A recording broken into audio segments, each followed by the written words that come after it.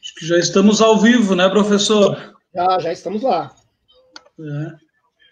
Deixa eu compartilhar aqui com o meu Face, antes da gente começar.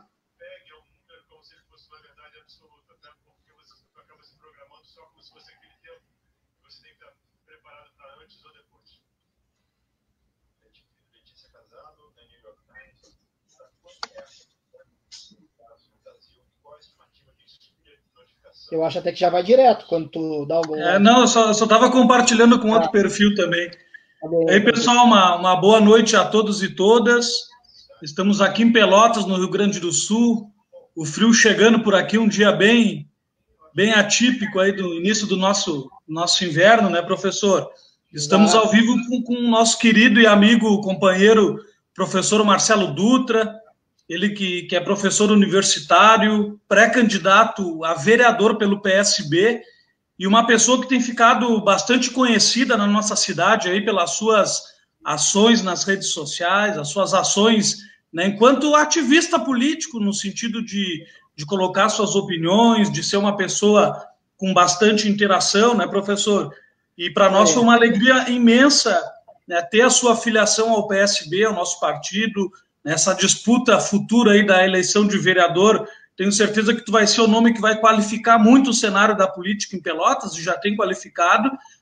E antes de mais nada, muita gente me pergunta, né, quem é o professor Marcelo Dutra, esse das redes sociais, que está sempre colocando a sua opinião. As pessoas, pelo menos os meus amigos, assim, têm um interesse muito grande em te conhecer, professor.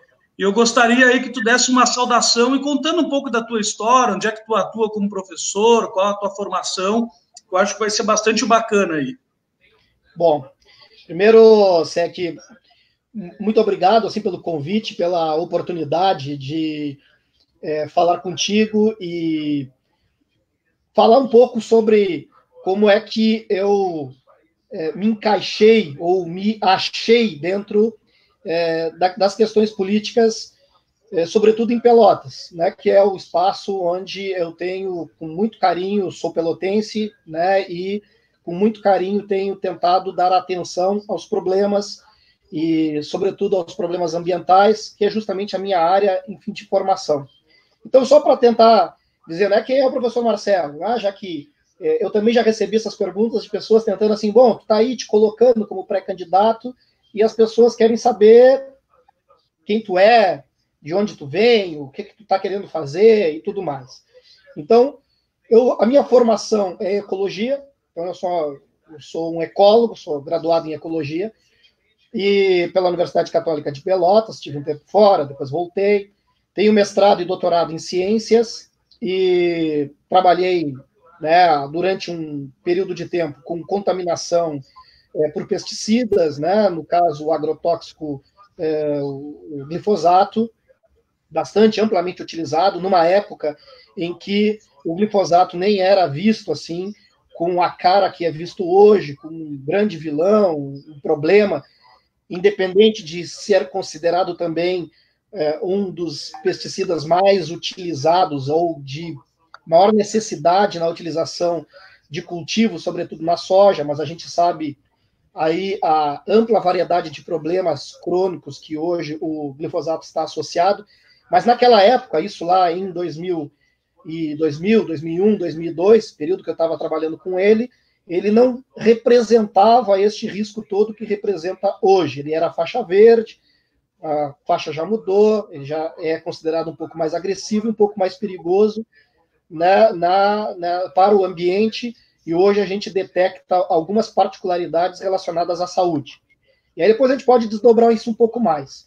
Na sequência, no doutorado, eu trabalhei, então, com bacias hidrográficas e com análise de fragilidade. Então, peguei um espaço muito maior do sul do Rio Grande do Sul e desenvolvi um modelo que era um modelo matemático, era para análise de fragilidade.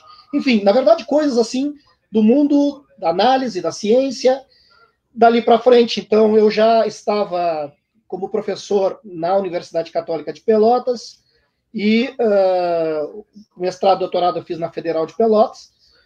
Fiquei 7 anos como docente da Católica de Pelotas, nos cursos de ecologia, nos cursos de biologia, orientando e trabalhando nessas mesmas áreas, e já observando as questões de Pelotas e da região. E aí, na sequência, eu então, passei num concurso em 2010 para a Universidade Federal de Rio Grande, onde eu estou lá, na FURG, lotado no Instituto de Oceanografia. E lá, vamos dizer assim, eu tenho um laboratório de pesquisa, que é de ecologia de paisagem, que é a área na qual eu estou associado, e onde eu também me dedico nas atividades de orientação de alunos de graduação e pós-graduação, né, junto a um programa de gerenciamento costeiro. A gente desenvolve, assim, ou pelo menos vinha desenvolvendo, né, trabalhos na região costeira. Trabalhar com ciência se tornou bastante complicado e bastante difícil de ter acesso aos recursos e até de recursos não só para o desenvolvimento da pesquisa, mas também de bolsa para os alunos. As coisas foram minguando na graduação, depois foi ficando mais difícil na pós-graduação, e até o volume de alunos com isso foi sendo diminuído, reduzido, porque sim, com certeza, pesquisa depende de recurso. Não tem como não fazer pesquisa que te projete, né? Pesquisa que te coloque em contato com outros pesquisadores, e pesquisa que te permita colocar os dados em boas revistas. Então, com a redução dos recursos, e isso não foi neste governo particularmente, nesse governo agravou muito, mas nós já vínhamos numa queda de recursos há algum tempo, então, por aí a gente já foi começando a ter problemas para relacionar com pesquisa. Mas a gente tentou, ou pelo menos continuou, né, tentando desenvolver na medida do que era possível, e a gente ainda tem aí algum sucesso colocando alguns trabalhos nos congressos e nas revistas. Eu participo ao longo do ano de muitos eventos. Aliás, este ano acho que nem sei como é que essas coisas vão acontecer, talvez não aconteçam, né, mas ano passado mesmo, só o último semestre, eu cheguei a participar de 5 eventos, 4 congressos externos, onde a gente, então lá tem um fôlego, assim, uma oxigenação, porque a gente conhece novas pessoas, tem a oportunidade de falar do trabalho da gente. Então, esse é um pouco da minha atividade docente, meu trabalho como professor. E aí, este meu olhar de pesquisador, esse meu olhar de docente, e este meu olhar para a ciência e as questões ambientais, isso foi, vamos dizer assim, pautando o que eu observava, ou vinha observando em Pelotas desde então. Quer dizer, Pelotas é uma cidade grande, tem uma mancha urbana enorme, é um município que tem uma diversidade de ambientes muito rica. Temos ainda algumas regiões do nosso município bastante preservadas. Se a gente estiver falando do ambiente de mata, temos alguns ambientes bastante bem preservados na região da Colônia. Se a gente for olhar para as áreas úmidas e matas de restinga e dunas, coisas que às vezes tem pessoas que nem percebem que Pelotas tem, nós ainda temos isso muito bem, muito íntegro. Pouco degradado, né? Vamos dizer mas assim. Já com um certo avanço na degradação, mas é naquela região do Laranjal. Então, tem isso, está rolando, está lá, mas aos poucos a gente está perdendo. Então, faz desde 2003 que eu acompanho essas questões ambientais de Pelotas assim de mais tempo, e comecei esse trabalho de observação no Arroio Pelotas. Então, eu começo a surgir com o nome que vai aparecendo nos jornais, uma pessoa que começa a ter contato com as autoridades e com o governo, e seja prefeito, prefeita, secretários, Ministério Público. Isso começa assim a partir de 2003. Tu chegou a ter uma coluna no jornal Diário Popular, né, na questão ambiental. Sim, eu mantive por 4 anos uma coluna no Diário, e então eu fui assim, em cima das questões ambientais do Arroio Pelotas, e assim, a primeira grande contribuição foi que, na época, em 2003, teve um livro editado, né, que foi editado pelo Bernardo de Souza, em função de uma proposta de lei de tornar o Arroio Pelotas um patrimônio cultural do Estado. Então, ao fazer isso, né, ele também organizou um livro. E aí, nesse livro, várias pessoas contribuíram, e eu também tive essa oportunidade de escrever um dos capítulos deste livro. Até interessante que, na época, né, a nossa atual prefeita, a Paula, ela era assessora do Bernardo de Souza. Eu conheci ela neste momento. Né, que, aliás, o Bernardo chegou a ser até do PSB, inclusive, né? Foi deputado estadual pelo PSB. Pois é, então, eu conheci ela junto com o Bernardo neste momento. Foi até assim muito legal, ajudou muito, fizemos aquele livro, foi muito gostoso de trabalhar na sua produção, mas aquilo era assim, eu estava iniciando na docência, aquilo era 2003, estava recém no início, fazia um ano que eu estava na docência universitária, e também eu conhecia os problemas do Pelotas, aqueles mais bem relacionados ao ambiente de margem, mas sobretudo ao avanço das lavouras, né, e comprometimentos de degradação desse arroio em função disso. Só que de lá para cá as coisas foram mudando. E aí o que foi mudando, né? A especulação imobiliária, ela descobriu o Laranjal, descobriu as margens do Arroio Pelotas, descobriu os ambientes que ainda não estavam bastante ocupados. E isso começou a reproduzir uma série de problemas. Então, problemas esses que hoje eu categorizo, né, a ocupação de ambiente de margem está entre os maiores problemas ambientais que Pelotas possui. Seja a ocupação rica, que também é uma ocupação de área de risco, mas que detona um ambiente que é considerada área de preservação permanente, ou seja, a ocupação também realizada por pobres, né, por pessoas sem recursos, que acabam sendo jogadas à margem e vão viver nas áreas de risco, também numa área de preservação permanente. Nós temos algumas áreas, poucas no Pelotas, com pessoas de poucas posses vivendo, temos isso muito mais na margem do São Gonçalo, né, e uma das regiões, assim, por exemplo, famosa por esse tipo de ocupação, de uma ocupação que ela não tem origem irregular, mas ela se torna irregular na medida que cresce, aquela da região do Pontal da Barra, né, que é uma comunidade que está lá, não é só uma comunidade frágil, mas que está lá em condições muito difíceis e que historicamente não vem sendo dada atenção para eles. Depois o pessoal que está ali na chamada Estrada do Engenho, né, uma outra ocupação do ambiente de margem, naquele caso do Arroio do São Gonçalo, do Canal São Gonçalo, que também sofre horrores pelas péssimas condições, seja nas moradias ou porque está, né, numa zona de alto risco.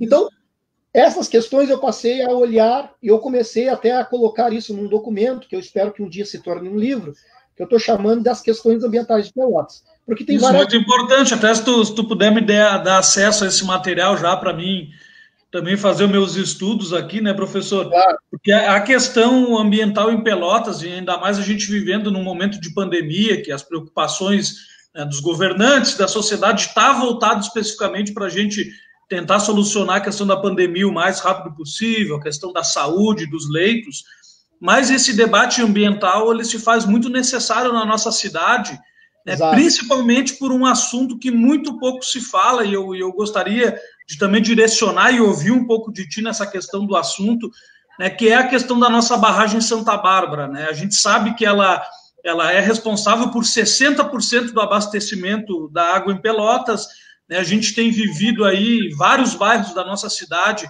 né, enormes faltas de água, às vezes dias sem falta de água, principalmente no Fragata, né, justamente sendo os efeitos do baixo nível dessa barragem. Antes de eu passar para ti a bola aí para a gente comentar um pouco sobre a questão da barragem, que também é uma área de atuação tua, gostaria de dar boa noite aí para a Tânia Porres, que está nos acompanhando, o Lucas Melo, a Ana Maria, o Carlos Eduardo Rangel também nos mandou um abraço lá do nosso bairro Simões Lopes, né, o Luiz Medeiros também, aqui do Cruzeiro, a Bruna, o Matheus, o Leonel, enfim, o Fábio Costa também, do Outras Vozes, aí diz que está esperando a live lá no Outras Vozes, nossa, também a gente com certeza vai fazer aí mais para frente. Mas isso, professor, vamos falar um pouco da questão da barragem também, que é uma área de atuação tua, né, uma área que está preocupando muito aqui na nossa cidade, que a gente precisa de ações, e queria te ouvir um pouco o que a prefeitura poderia estar fazendo, o que não está ao alcance da prefeitura. Eu acho que, primeiro, a gente tem que contextualizar o problema da barragem dentro de uma problemática maior. Quando eu disse que eu venho acompanhando os problemas de Pelotas, se um deles é a ocupação dos ambientes de margem, essa ocupação também existe no entorno da barragem de Santa Bárbara e do seu principal contribuinte, o próprio Arroio, que ela está inserida numa bacia, né? Se essa é uma questão, outras questões estão relacionadas à supressão de áreas de preservação permanente, como matas, como áreas de banhado, enfim, tem uma coleção de problemas. E aí vamos acabar chegando no nosso principal problema ambiental de Pelotas, que é saneamento. Quer dizer, não há nada pior em Pelotas, do ponto de vista das questões ambientais que Pelotas reúne, que o saneamento. Aliás, é o nosso maior problema ambiental e é também nossa maior demanda de infraestrutura na cidade. E eu posso garantir também, professor, que a própria questão do saneamento gera um problema econômico na nossa cidade, né? A questão do turismo, que a gente tem todo esse potencial do Laranjal. Né? Então, o problema da barragem está dentro daí, né? Porque a gente tem que considerar que o saneamento ele envolve 4 grandes coisas, né? O saneamento envolve a coleta d'água, né? Então, a captação de água, e a nossa água não é segura. Nós temos relatório oficial do Ministério da Saúde, né, conforme os dados oferecidos pelo município, né, que são colocados no sistema, no CISÁgua, nós temos a presença de 27 tipos de agrotóxicos diferentes na nossa água levada ao consumo. Então, aqui em Pelotas. Em Pelotas, em Rio Grande, aí nos municípios do entorno tem um pouco menos, né, alguns têm 11, outros têm 12, e nós temos os 27 que estão na lista dos analisados. Esta análise é feita semestralmente, né? É uma análise obrigatória que precisa ser feita, o pessoal lá do SANEP coloca no sistema e vai para o relatório nacional. No Brasil inteiro tem esse levantamento. Então, a nossa água, ela não é segura. Tá? Não é segura do ponto de vista da qualidade, da captação, isso não sai em tratamento, né, de água, né, não no tratamento convencional. Agora, o que nos ajuda é o fator diluição e o fato de que a presença não significa em quantidades significativas ou acima ainda, né, do tolerável. Mas isso conforme a nossa legislação. Se nós estivéssemos na Europa, por exemplo, a presença de alguns, ela já seria um alerta significativo para que essa água não fosse realmente consumida. Mas é outra questão. Então, importante também, a nossa água ela não é segura do ponto de vista do volume, da quantidade. Nós temos a barragem que nos oferece água para 60% do consumo, da demanda, né? E em tempos de estiagem prolongada, que é o caso, nós acabamos ficando meio que ameaçados, e é o que a gente está vivendo agora, né? A barragem está baixando o nível, e as nossas outras 2 fontes também estão com nível baixo, né? Nós captamos no Sinote, ali no Arroio Pelotas, e nós captamos lá no Arroio Moreira, né? E depois vai ter o Quilombo, que é mais para a colônia. Mas para a cidade, nós temos 3 grandes captações. E aí, bom, a barragem é a principal. Ela está com seu volume já 3 metros e 20 centímetros, se eu não me engano, abaixo, talvez até agora um pouco mais ainda abaixo, o que é muito perigoso. E nós temos uma outra captação prevista, que é a do São Gonçalo, está sendo construída, mas esta é um recurso que foi captado lá no governo do Fetter, passou o governo do Eduardo, a coisa não andou, passou então aí o governo da Paula, a coisa começou a andar, mas não será concluída dentro deste governo. E isto, tipo, captar a água do São Gonçalo é a única forma segura de volume para garantir o fornecimento de água em Pelotas. Agora, não resolve o problema da segurança hídrica, que é da qualidade química, né? Porque nós vivemos num contexto agrícola, e aí, claro, que deve haver um esforço maior dos municípios, do governo do estado, uma mudança de cultura que a gente tem que usar menos veneno. Professor, e eu acho também importante aqui ser colocado, que eu acho que é uma das maiores secas, aí, pelo menos dos últimos anos, aqui na cidade de Pelotas, uma boa parte do Rio Grande do Sul. É a maior seca em um século de registros. É a maior seca, né? E, claro, obviamente que as atenções do governo estão voltadas para o Covid-19, nas precauções, só que mesmo antes do Covid eu não vi praticamente ações da prefeitura no sentido da conscientização, do uso racional da água. Onde é que falha? É na comunicação? Ou é a certeza de que a chuva ia vir e essa chuva, né, não está vindo? O que é? Tu tem alguma teoria para isso? Não, a seca faz parte de um processo cíclico bastante longo. Mudanças, a gente está aí num cenário de mudanças globais, de mudança de regimes de chuvas, de mudanças de corrente. A gente tem tantas coisas envolvidas, é difícil a gente conseguir captar exatamente uma definição para esse período exato de seca.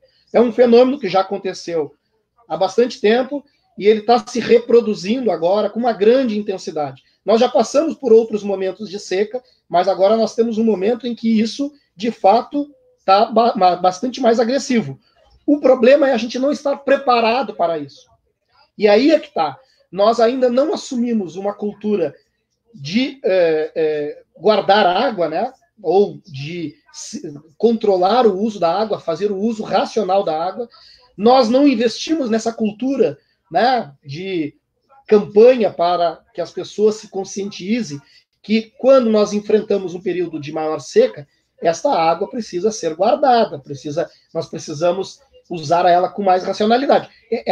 Essa campanha em cima disso, o governo não trabalha, infelizmente. E outras ações, né, que eu diria assim, de precaução, eu até tentei bater algumas vezes em cima disso, que já quando a barragem estava perdendo o seu volume, como as previsões eram de seca, e ainda continuam sendo de seca, eu sugeri para o SANEP, mais de uma vez, que nós entrássemos num racionamento.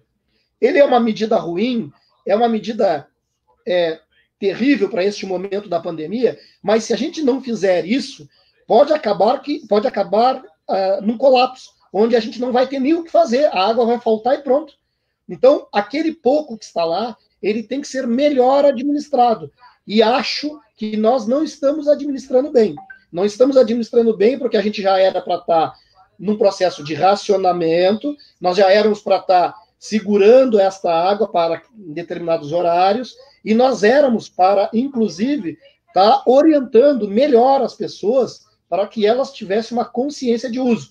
A gente, por incrível que pareça, a gente ainda vê alguém aqui ou ali lavando o carro, lavando calçado. Mas até muitas vezes até porque não sabe, né? Não se tem uma postura mais firme do governo nesse sentido. Pelo menos é o meu sentimento, né? Mas eu já vi pessoas até escreverem assim pelo Facebook dizendo que racionamento que nada, enquanto existir água na minha torneira, eu vou usar porque eu pago. Então, existe um sentimento do que a pessoa, se ela paga, então ela pode usar à vontade. Não é bem assim. A água é um bem necessário à vida e é um bem comum, é um bem coletivo. Quando ela falta para todo mundo. E as pessoas têm que perceber que, quando falta para todo mundo, ela também é atingida com essa falta. Então, isso, assim, precisa ser melhor trabalhado. A gente não tem trabalhado nisso.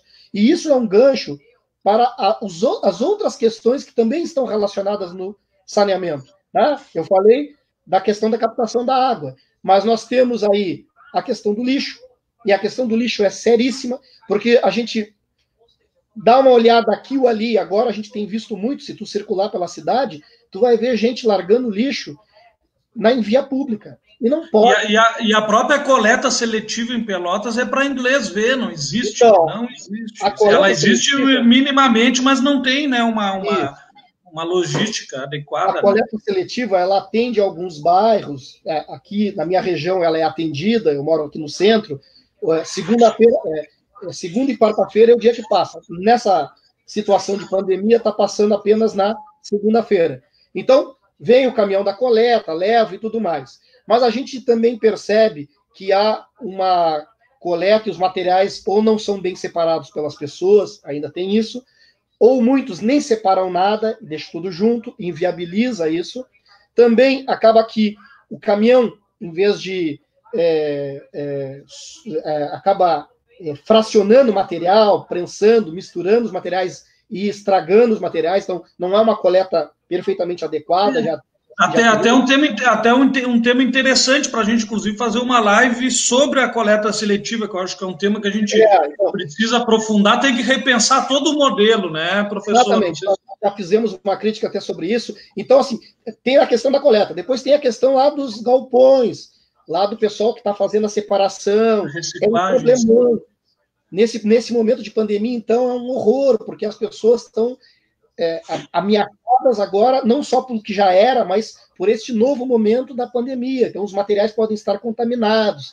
Então, assim, a buraco é bem mais embaixo. Mas sem falar, além disso, tem o fato de que a gente descarta uma enorme quantidade de lixo, que ele está misturado, ou está junto com orgânico, e a maior parcela disso é orgânico, e isso é levado para a candiota, a preço de ouro. Nós temos um contrato milionário para que seja levado todo esse material para a candiota. Tu sabe me dizer o valor desse contrato, professor? Olha, exatamente eu não sei te dizer, mas é uma coisa que a gente pode lembrar e esclarecer no outro momento. Porque ele pelo que eu saiba, é pago por peso, né? Quanto mais lixo leva, mais caro fica, né? Também, mas o contrato projeta um valor de contratação, né? Então, existe um valor que foi idealizado, uma empresa, enfim, aceitou aquele valor, e é uma verdadeira fortuna. Mas esse material todo que é levado para a candiota, e é levado para um aterro sanitário, e aí lembrando, né, aterro sanitário é a forma mais segura de fazer a destinação final de lixo. Nós precisamos ter um aterro sanitário aqui próximo da nossa região. Em algum momento vai ter que ter. Talvez por um consórcio de municípios, dos municípios da região, porque aí ficaria mais barato para todo mundo, ou para algum investidor privado, junto com esse consórcio de municípios, mas nós precisamos ter um aterro sanitário próximo. Fica muito caro. Nem tudo que nós descartamos poderá ser reciclado. Ou seja, uma parcela do que a gente descarta terá que ir para o aterro sanitário. Então, é melhor que esse aterro esteja próximo. Claro que ele não pode ser feito em qualquer lugar, de qualquer jeito. Tem que atender detalhes técnicos de segurança, percorrer o caminho do licenciamento ambiental. A tentativa do que estava sendo feito antes era horrorosa, o lugar era muito ruim, então não era bom. Agora, a gente precisa ter um aterro aqui para conseguir destinar o lixo. E uma coisa interessante, mais de 50% desse lixo que nós levamos a peso para colocar no aterro sanitário de candiota, ele é orgânico. E se nós tivéssemos aqui compostagem, por exemplo, uma quantidade significativa de lixo não precisaria ser levada. E muito resto de obra também, pelo que me foi informado. Eu não conheço lá o aterro e tal, mas diz que... Tem muito material de obra, tem muito material que é potencialmente reciclável, e o material de obra também até quando ele é beneficiado, né? E tem muito orgânico. Então, a gente está colocando muita coisa fora, a gente está colocando muito dinheiro fora, e está, na verdade, diminuindo a vida útil daquele aterro sanitário, porque na medida que tu começa a aproveitar melhor os materiais que vão, tu aumenta a vida útil do aterro. Mas, de qualquer maneira, nós precisamos trabalhar por um aterro aqui na nossa região. Se ele for em Pelotas, tem que ser num lugar seguro, se ele for no Capão do Leão, enfim, não interessa onde ele é. Se ele for seguro, ele tem que estar no contexto da nossa região. Nós precisamos disso. Bom, professor, oi. Deixa eu dar uma boa noite aqui, antes que o pessoal... A Daniela Mota também está nos acompanhando e nos deu uma boa noite. A Márcia Pérola, lá do Lindóia. O André Quissuco. O Alexandre Sem Crise, lá da Cascata, também nos mandou um abraço. Chegou uma pergunta aqui do Matheus Bittencourt, dizendo: professor, qual seria hoje o urgente problema ambiental a ser resolvido em Pelotas? Obviamente que a gente vinha falando disso, né? Mas depois tu escolhe um. A pergunta do Luiz Medeiros aqui: por que essa obra de transposição da água ainda não está finalizada? A Ana Maria fez um comentário aqui dizendo que a água é um perigo. O William, lá da gestão pública da UFPELT, nos deu uma boa noite também. Legal. O Léo Alves também disse aqui que está assistindo, mandou um abraço. A Daniela aqui também. Eu tenho conversado em alguns comentários que as pessoas entendem como solução para melhorar o problema da barragem, o aprofundamento dela. Esse manejo seria eficaz? Não é possível. E o Arthur também mandou uma boa noite aí. Nós voltaremos aqui à barragem, só deixa eu concluir a questão do saneamento, porque ela, de fato, ela é ampla, né? Então, falamos, para finalizar o lixo, a gente precisa da questão do aterro? Precisa. Mas precisamos trabalhar isso, não Pelota sozinho. Nós vamos chegar no momento que boa parte das questões que envolvem o coletivo de Pelotas, elas não são únicas, e elas envolvem o coletivo de Rio Grande, do Capão do Leão, do Morro Redondo, dos municípios do entorno. Então, a gente vai ter que se unir para conseguir resolver boa parte dos problemas, que são problemas de todo mundo. E este é um exemplo claro disso. Está na questão da água segura, está na questão do lixo, e aí, outra questão do saneamento, drenagem. A nossa drenagem, ela é precária, porque ela é muito antiga. A nossa drenagem, ela, assim, é de um tempo que a cidade de Pelotas era muito menor do que é. E pior, hoje a nossa drenagem, ela está misturada com esgoto. Então, como a gente não investiu em redes coletoras, nós temos pouco investimento, ou o alcance da rede coletora ainda é muito pequeno, né? Faltam aí, dizem os mais entendidos, 450 mil metros de rede coletora para atender uma parcela mais significativa dos domicílios em Pelotas. Então, como falta isso, boa parte do esgoto ele está na superfície. Então, ele está nas valetas a céu aberto e isso vai se aproximando e chega nos emissários, que são emissários de drenagem. Então, que atende, ou deveria atender, apenas o pluvial, mas está atendendo o cloacal. Então, esses canais mal cheirosos que a gente vê atravessando a cidade, eles não eram para estar carregando esgoto. Eles eram para estar carregando apenas água da superfície quando chove, ou de alguma calha, ou coisa do tipo. Não é para estar carregando esgoto, não é para estar misturado com esgoto. Isso é problema nas ligações, né? Provavelmente nas ligações, né? Exatamente. E todo esse material, né, infectante, imagine num tempo de enchente, né? Então nós temos aí Pelotas, é uma cidade relativamente plana, tem pouca altitude, então boa parte da cidade está em áreas baixas de várzea, banhados que foram, enfim, sendo soterrados, mas não se mudou significativamente a cota. Então, estas áreas estão sujeitas aos alagamentos. Esses alagamentos, quando eles acontecem, eles se associam a esse canal de drenagem, que tem esgoto. Então, aquela água, ela contamina tudo e todos. E a gente está largando todo esse material no canal São Gonçalo, e largando no Arroio Pelotas. Ou seja, a gente está contaminando tudo à nossa volta. E aí tem até estudos, assim, do pessoal do IFE, de grupos de pesquisa, que mostram que essa contaminação já chegou nos peixes, no camarão. Claro que não é uma contaminação só gerada por Pelotas, está na Lagoa, está vindo de outros lugares, mas a gente também contribui com esse processo de contaminação.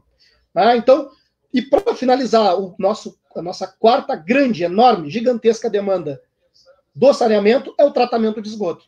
Então, assim, a gente não trata esgoto, né? O nosso tratamento, até onde é dito, ele é 18% do coletado. Tem toda a parcela gerada. Então, a gente trata 18% de uma pequena parte do esgoto que ele é coletado, e esses 18%, olha só, é bastante otimista, porque eu acho que nem isso seria. Mas desse 18% tratado, ele é tratado com dificuldades. Por quê? Porque a única estação que funciona é a do Laranjal. Então, lá no Laranjal, é o que a gente tem como uma estação de tratamento que opera. Mas essa estação de tratamento do Laranjal, ela tem dificuldades porque boa parte lá do Laranjal ainda não está conectado na rede. Então, quando falta fluxo de esgoto lá na estação, ela para de funcionar. E aí para de tratar. Então, tem dificuldades operacionais. E aquela estação de tratamento que existe lá no Porto, o Ralph, quebrou. Então, ele quebrou, precisa ser feito outro, ele não funciona mais. O esgoto passa direto por ele e vai embora para o São Gonçalo. Ou seja... É um tema... Exatamente. Acho que é até importante a tua presença na Câmara de Vereadores na próxima legislatura, justamente, né, para alguém com uma qualidade que nem a tua, de conhecimento de causa, porque, né, professor, toda a questão da contaminação, né, o que se gasta na saúde pela proliferação de doenças. Inclusive, tu também mostrou um estudo que até o Covid-19 já está se achando no próprio esgoto. A própria questão também do turismo, que a gente perde muito, a nossa Orla do Laranjal, linda, uma das praias mais lindas que eu conheci, que eu tive o prazer de conhecer. Um exemplo aqui é a cidade vizinha de São Lourenço, que consegue fazer um aproveitamento turístico e econômico muito maior que a nossa, justamente por não se ter uma segurança, mesmo que a água esteja própria no Laranjal, né, sempre se tem uma desconfiança da população, porque, né, ora ela está própria, ora não está própria, que justamente por essa questão da gente jogar o esgoto sem nenhum tipo de tratamento. Então, acho que não só um problema de saúde, não só um problema ambiental, eu queria reforçar essa tese, né, que o não tratamento do esgoto também gera um problema econômico na cidade. A gente poderia ter um potencial, né, muito maior do que a gente tem, né, com essa questão do tratamento do esgoto fosse efetivado. Né? Acho que a gente precisa trazer para esse debate das eleições agora em 2020, ou enfim, se for adiada, e tem que ser no seu tempo, enfim, não sou eu aqui para julgar se ela tem que ser adiada ou não, pelo menos agora, mas esse tema é um tema muito importante de ser abordado. Eu tenho certeza que o PSB, com a tua experiência e de outras pessoas também que estão construindo a tua pré-candidatura, a gente vai poder acumular muito nessa pauta e apresentar uma proposta aí nesse tripé, né, da questão ecológica em Pelotas, que é a questão de ter uma água com mais segurança, a própria questão da coleta seletiva e o tratamento de esgoto. Eu vejo isso como um tripé para a gente ter um melhor aproveitamento. Né? Está certíssimo. A gente fica numa angústia, porque, teoricamente, pelo menos os últimos números assim que eu andei vendo, nós precisaríamos ter em Pelotas disponíveis, em termos de recurso, né, mais ou menos 450, quase 500 milhões de reais para nos aproximarmos da chamada universalização do saneamento. E aí, então, enquanto a gente não conseguir isso, nós vamos ter prejuízos econômicos no turismo, nós vamos ter impactos na saúde, né? Não tenho dúvida. Nós precisamos, para a gente conseguir caminhar, nós vamos ter que encontrar os investimentos necessários para conseguir cobrir o custo da universalização do saneamento. Então, eu até tenho, né, dito, olha, o prefeito que aparecer, se eleger aí e conseguir resolver o problema do saneamento, olha, mesmo que as outras questões fiquem pendentes, como historicamente a gente tem visto, mas se essa pessoa resolver o problema do saneamento, nós vamos ter como respirar questões relacionadas à saúde, questões relacionadas ao turismo, né? Vamos conseguir ter uma maior qualidade de vida e vamos ter uma outra percepção sobre a cidade. Tá? Porque estou falando da universalização, quer dizer, resolvendo a questão do lixo, da segurança hídrica, da disponibilidade de água, da drenagem, né? Quer dizer, evitando prejuízos com enxurradas, com enchentes. Então, a gente tem que investir tecnicamente em muita coisa, e isso demanda muito dinheiro. Agora, para atender uma pergunta lá que alguém fez sobre a barragem, né? Eu recebi essa pergunta de muitas pessoas. Eu recebi a pergunta de... Tu tá desligado o teu microfone, eu acho. Eu digo, o senhor está conseguindo visualizar as perguntas aí também? Não visualizo. Então eu vou fazendo aí, que está chegando perguntas, vai respondendo, eu vou fazendo. Tá bem, mas uma coisa assim, sobre a barragem. Eu recebi o questionamento se não dava para aproveitar este momento que a barragem está com seu leito aparecendo, e se a gente poderia, então, tirar aquele material de lá para aumentar sua capacidade de armazenamento. Não é possível. É possível operacionalmente? Tu vai, bota máquinas lá dentro, tira o material e vai embora. Mas a gente precisa compreender que toda barragem, ela é um espaço em que a água vai chegando, tem um barramento, e os materiais que são carregados com ela na bacia vão sendo depositados naquele lago. Então, aquele fundo da barragem, ele guarda uma história de 50 anos, que ela tem mais ou menos 50 e poucos anos, então ele guarda ali uma história de 50 anos de tudo que aconteceu na barragem do Santa Bárbara. É um registro.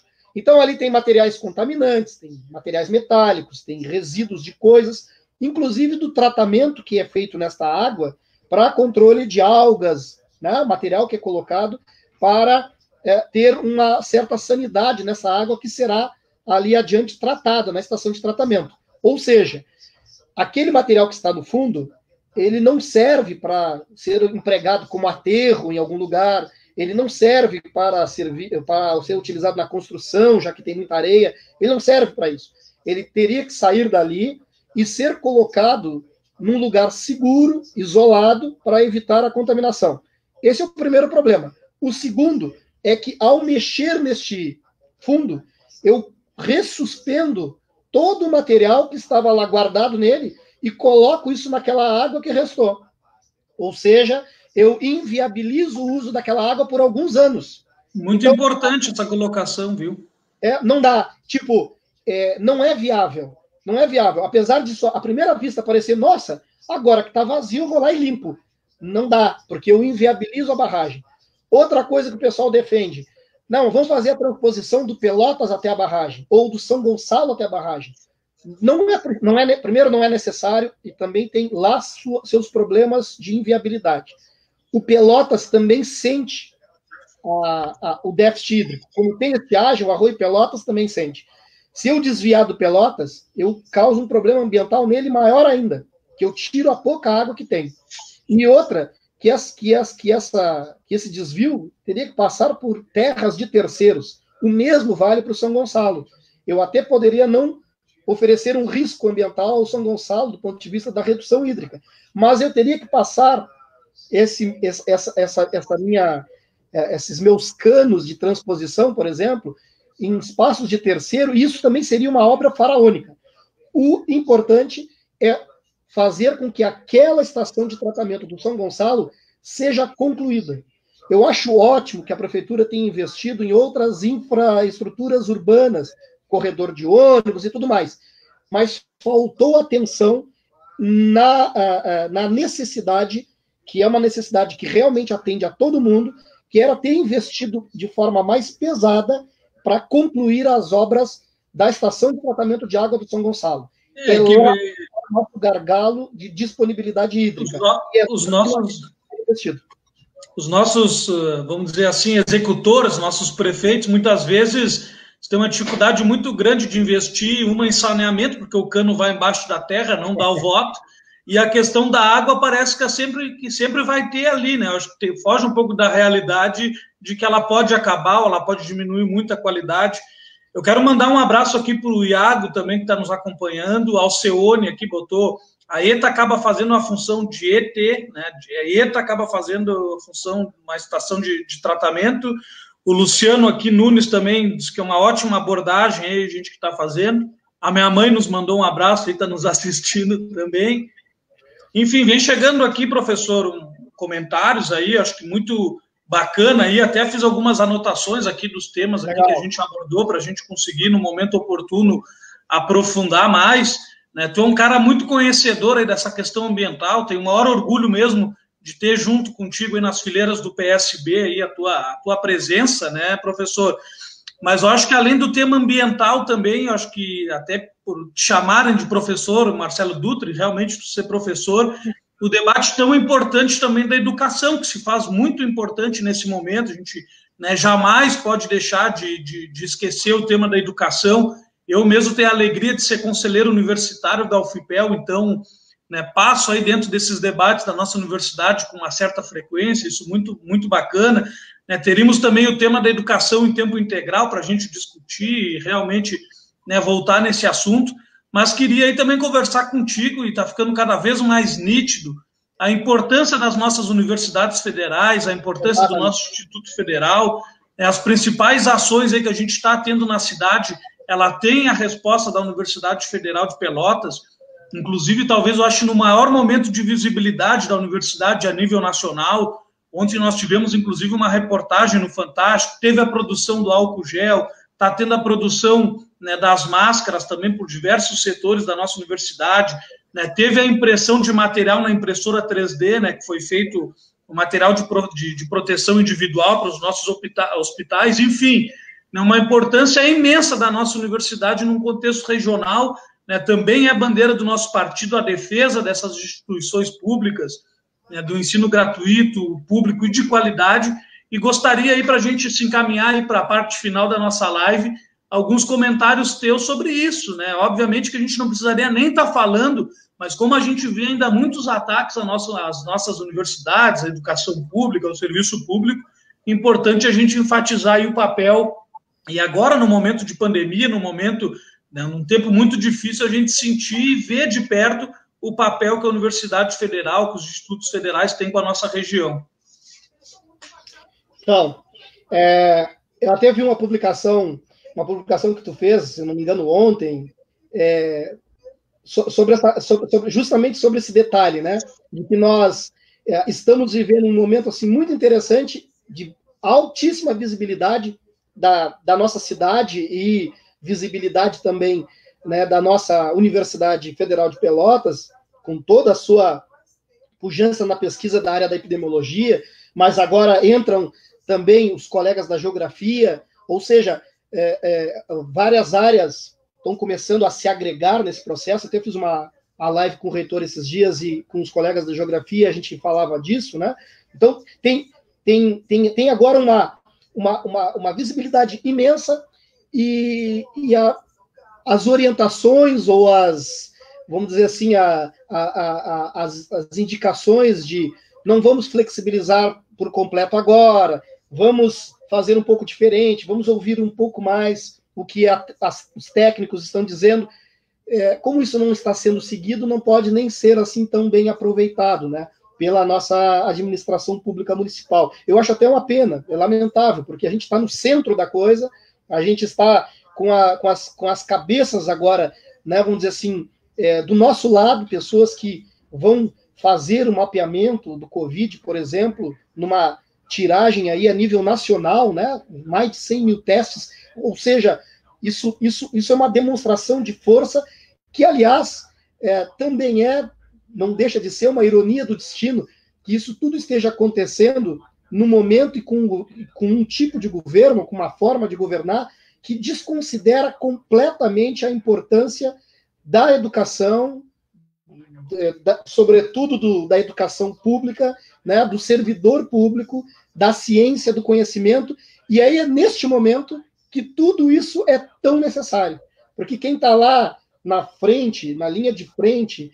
trabalhando, tentando salvar vidas, são pessoas ou qualificadas cientificamente, pesquisando, ou aquelas que estão ali com a mão na massa e são servidores públicos, e são pessoas com formação e qualidade, são pessoas que passaram pela formação pública, do ensino público, são universidades que estão pesquisando e tentando desenvolver métodos para responder de forma rápida ao avanço da pandemia. Ou seja, é incrível que isso esteja acontecendo, aliás, é terrível que esteja acontecendo, mas é incrível que isso esteja acontecendo diante de um governo que é tão atrasado do ponto de vista do que se conhece, do que se sabe e do que se pode fazer. Mas, professor, assim, essa questão da universidade, né, principalmente referente à prefeitura, a própria prefeita é professora da universidade, a cidade gira em torno, né, da universidade, a própria economia, né, são uma comunidade acadêmica muito grande aqui em Pelotas, ou seja, a gente tem uma tradição na questão dos estudos, até da epidemiologia, que tem o conceito 7 do MEC, foi a primeira a ter no Brasil, há mais de 12 anos já tem o conceito máximo já da CAPES, né? E a gente aqui em Pelotas muitas vezes desconfiar, ou da gente não ter pelo menos, né, um ouvido mais atento para o que a universidade vem dizendo. E se a gente parar para pensar, eu acho que é um tema também que a gente quer abordar, acho que durante o processo de pré-campanha, de campanha, enfim, que hoje a nossa universidade ela tem um orçamento aí em torno de 800, 900 milhões, né, e o nosso município ela tem um orçamento um pouquinho maior, ou seja, 1 bilhão, 200 milhões, ou seja... Mas, infelizmente...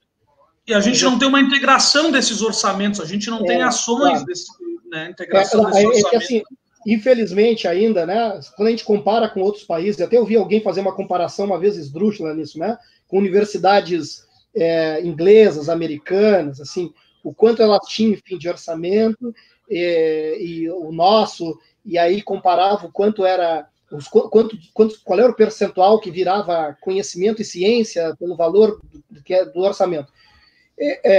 boa parte do orçamento das universidades, ele, como o investimento é muito baixo nosso em educação, em ciência e tecnologia, né, o investimento ainda é baixo, então boa parte desse orçamento ele acaba ficando restrito apenas na folha. Uma pequena parcela, de fato, é bolsa ou é investimento em pesquisa, em conhecimento. Isso porque o investimento nacional em pesquisa e desenvolvimento ele é muito baixo. Os orçamentos das universidades eles deveriam ser muito maiores. Se nós tivéssemos um investimento semelhante, por exemplo, o Estado norte-americano investe lá mais de 10% ou 10% do seu PIB em ciência e tecnologia e conhecimento. Nós estamos muito longe disso. Né? Então, tá certo, nós somos mais pobres, nós estamos num outro contexto, mas o nosso investimento ainda em ciência, tecnologia e desenvolvimento é pequeno. Então, o que as universidades hoje conseguem fazer em cima de ciência e tecnologia é quase que um milagre, porque a gente precisa fazer um esforço muito grande para conseguir se colocar lá fora, para colocar as publicações lá fora. Então, assim, o Brasil tem aumentado muito a participação internacional em publicações científicas. E posso te dizer que isso dá muito trabalho, isso é muito difícil. E eu até tenho um exemplo, daqui uns dias, agora, quando ela estiver disponível a publicação, né, eu e um grupo de pesquisa que eu colaboro, nós estamos colocando um artigo que é sobre unidades de conservação, corredores ecológicos, na minha área de ecologia de paisagem, e a gente colocou na Ecologic Indicators um artigo, uma revista americana, e é uma revista muito conceituada, Qualizar A1 da CAPES, mas para tu conseguir colocar um artigo numa revista desta qualidade, é muito tempo, é muito trabalho, tu tem que ter dados muito bem construídos e tu tem que ter um problema de pesquisa muito bem realizado, e isso demanda tempo, preparo e também dinheiro, recursos.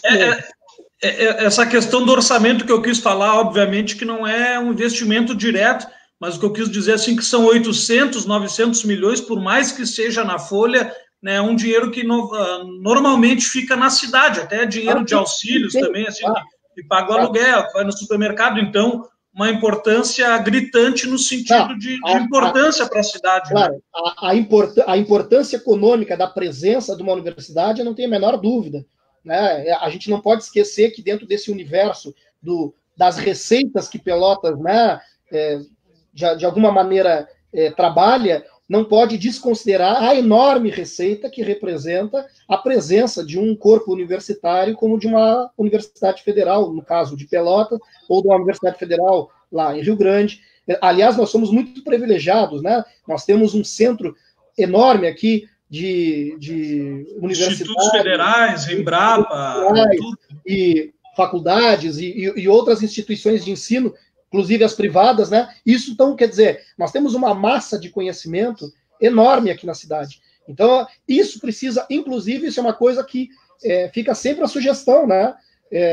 Que tu tá pensando, né? Tu que é a pessoa que vai nos representar lá no executivo, que tenha como uma das ideias o relacionamento mais estreito com essas instituições. Porque se nós não tivermos isso, fica mais difícil das coisas serem resolvidas. Hoje eu tenho certeza que se a administração pública se relacionasse melhor, né, com as áreas de conhecimento, seja no IFE, seja na UFPEL, seja na Católica, na Atlântico Sul, não interessa. Esse conhecimento todo, se estivesse mais aproximado da administração pública, boa parte dos nossos problemas seriam resolvidos com maior velocidade e com mais segurança. A gente não vê isso. A gente vê um distanciamento, né? Parece assim que a academia assusta, e aí o gestor municipal meio que não quer muito. Claro que uma que outra a gente vê isso. A própria Universidade Federal de Pelotas, eu participei disso, só para encerrar aqui, para a gente concluir a live, eu participei e teve uma tentativa, professor, de criar a primeira escola em tempo integral aqui na nossa cidade, juntamente com a universidade. A partir disso, a gente depois usar ela como modelo e levar para outras escolas. Não foi possível uma comunicação entre a prefeitura e a universidade, até por parte da prefeitura, e eu fazia parte da prefeitura na época, uma falta de diálogo, de sintonia, até de metodologia, de tudo, e esse modelo foi implementado lá no Capão do Leão. Então, ou seja, que bom que foi implementado no Capão do Leão, mas mais um momento que Pelotas deixou de aproveitar, inclusive o orçamento da universidade, porque seriam gastos aqui. Professor, para encerrar, que chegou a pergunta da Daniela, perguntando que, a respeito da falta de água, que quem tem um abastecimento pela barragem já está sofrendo, né, com a falta de água, mas que o abastecido pelo Arroio Moreira também vai passar pelo mesmo problema. Ela está te perguntando se vai passar pelo mesmo problema. Olha, é difícil dizer, porque assim, hoje está muito regionalizado se realmente ele é de um, se ele vem do Sinote ou vem do Moreira ou vem da barragem de Santa Bárbara. O que a gente sabe que a barragem ela responde por 60% do abastecimento. Então, como a rede está interligada, ele larga na rede. Então, talvez poucas regiões estejam assim tão bem delimitadas e que o pessoal só se serve daquele manancial hídrico. Tá?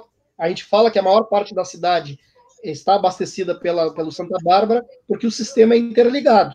Agora, que o déficit hídrico, ou seja, que este momento de estiagem, ele está afetando, né, o sistema como um todo, não tenho dúvidas. Quer dizer, não é só o Arroio Santa Bárbara que está tendo problemas para abastecer a barragem.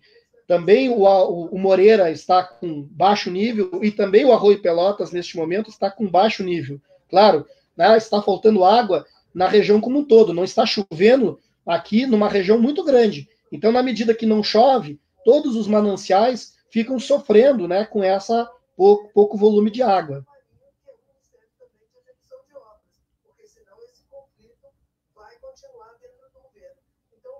Oi, Sec?